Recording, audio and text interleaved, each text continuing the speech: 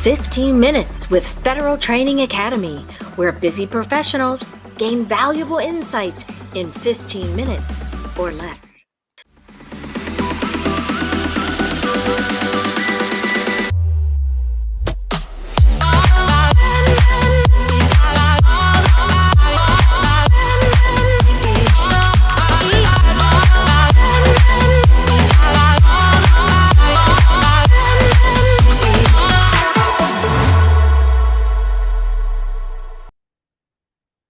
Hello, everyone, and welcome. My name is Angela Kachuba. I'm the Managing Director of Federal Training Academy, and I'm honored to have these two wonderful individuals with us today. They're project management experts. They work as executive consultants with us and independently. They gifted me recently their new book, The Engagement Matrix, which sparked this interview. So let's find out more information from them, but let me go ahead and give them the opportunity to introduce themselves. We have Lisa Hammer and Dave Newman. Thank you so much, Angela. I, as Angela mentioned, spent most of my career in the world of project management. I started my career as a sixth grade teacher, but then went into the world of project management and contracting. And then in 2010, Dave and I got together and began teaching leadership and project management.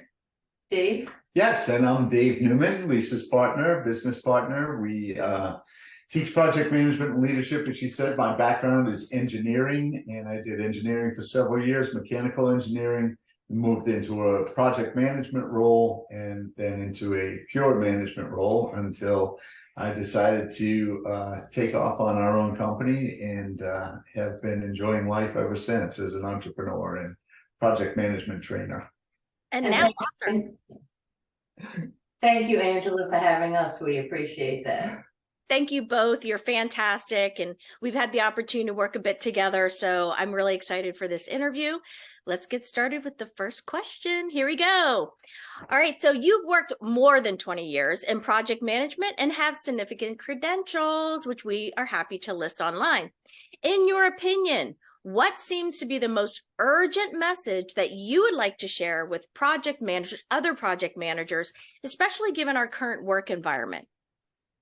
Yeah, during the past 20 years, we really have seen a significant shift in project management. We moved from the focus on process and requirements to much more of a people-oriented approach that really pulls stakeholders into a more participative process rather than one in which they input requirements at the beginning and then hope for a positive outcome. So project teams now really interact closely with their clients and other areas of the enterprise in order to optimize the flow of work, producing products more efficiently and with a higher quality. This means that power skills, which were formerly known as the soft skills like communication and negotiation, these power skills such as empathy, emotional intelligence, and active listening, these are just at the forefront of what we're really focusing on. Right. And, the evolution of project management is going to continue. So as we continue to balance those three areas of people, process, and the business environment, as the PMI puts it, we need to stay current and continuously hone our abilities in those areas.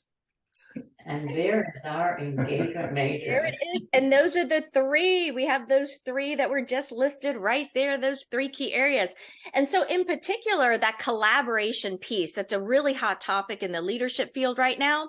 Right. So we're going to focus a little bit more on the collaboration piece for this particular interview. You do talk about nurturing, emotional intelligence. There's so much. This book is full of actionable strategies for managers, for leaders. So in this book, you give us those practical tips. In particular, that emphasis on collaborating well is intriguing given today. So there's been this research out there, and especially during the pandemic, where we are now over collaborating. Mm-hmm.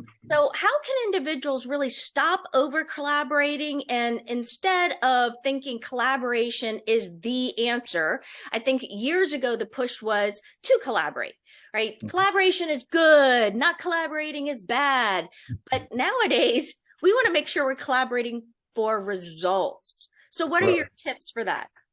So, there is a study that was recently published in Harvard Business Review that points to the fact that people are spending an inordinate amount of time in meetings and answering requests from other employees. Over 80% in some cases of employees' time is spent, answering emails or messages coming into them in one form or another, or in meetings, and particularly in meetings that are not effective. They're wasting their time. And this is what is meant by over collaboration. This is a very interruptive environment. We know that interruptions come with a very high cost, especially interruptions to work that involves a high degree of concentration, because then when the people go back to it, the risk of error is greatly increased. And so what we think is that we need to differentiate between effective collaboration and ineffective communication. We need to reduce the amount of communication while simultaneously improving information flow. So in other words, the fact that people are talking or meeting doesn't mean that they're accomplishing goals or collaborating. Much of that communication is ineffective.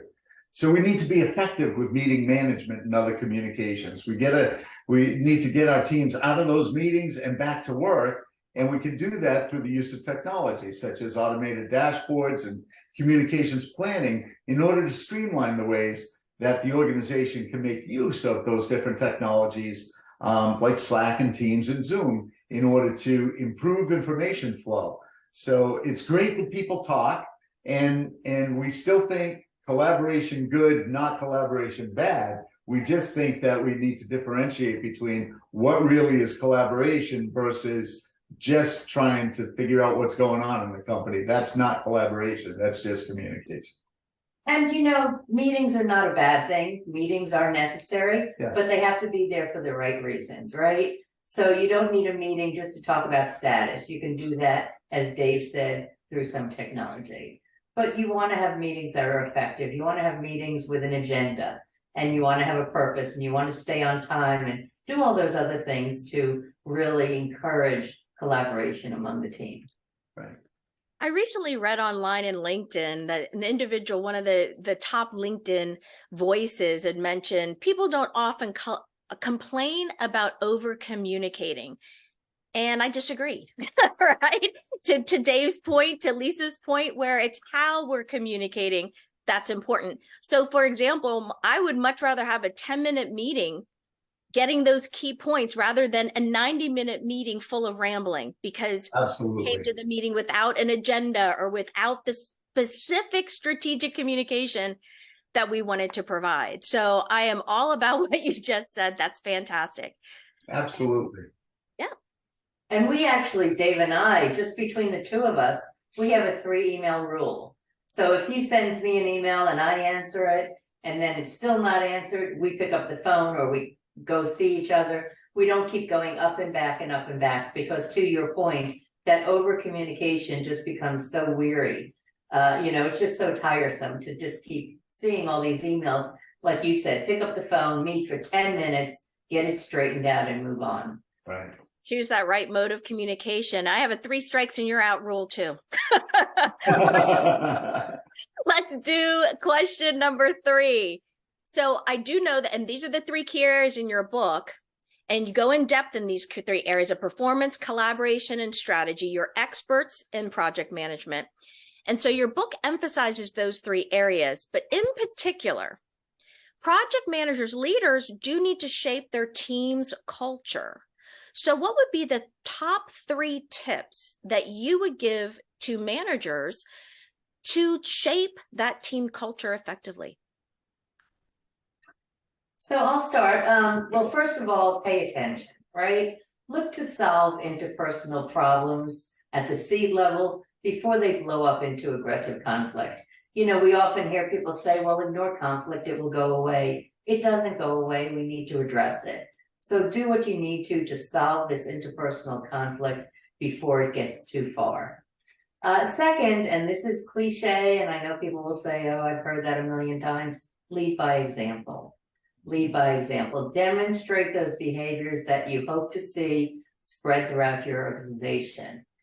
And the next one I'll say, and I know, Dave, you have a lot to say on this topic, be a servant leader.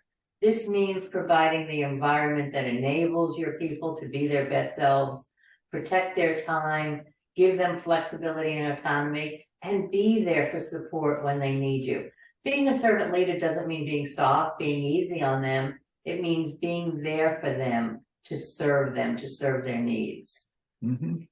And there were two additional aspects to servant leadership that I particularly love that Professor Greenleaf talked about in his original essay.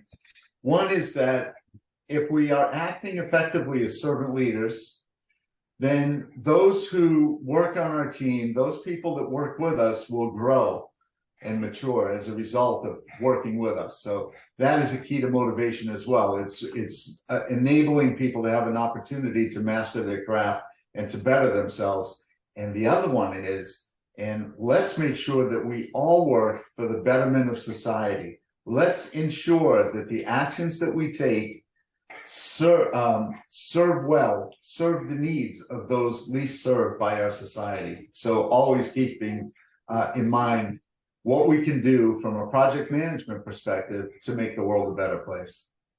That's fantastic. I often think about how individuals think, oh, how do I be a good citizen in our personal lives? So we do Right. volunteer work in our personal lives, and then we forget to think, how can I be a good citizen in the workplace? Yes. And you were also mentoring that nurturing aspect. So everyone, this book goes in depth in that area. So if you want more tips, please go ahead and take a look at the engagement matrix.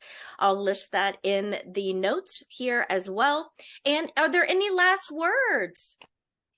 Well, to Dave's point about making the world a better place, a few years ago, well, several years ago, we said we really need a mission statement. And we said, well, let's make the world a better place. And someone said, wow, that's quite a lofty thing for just two people.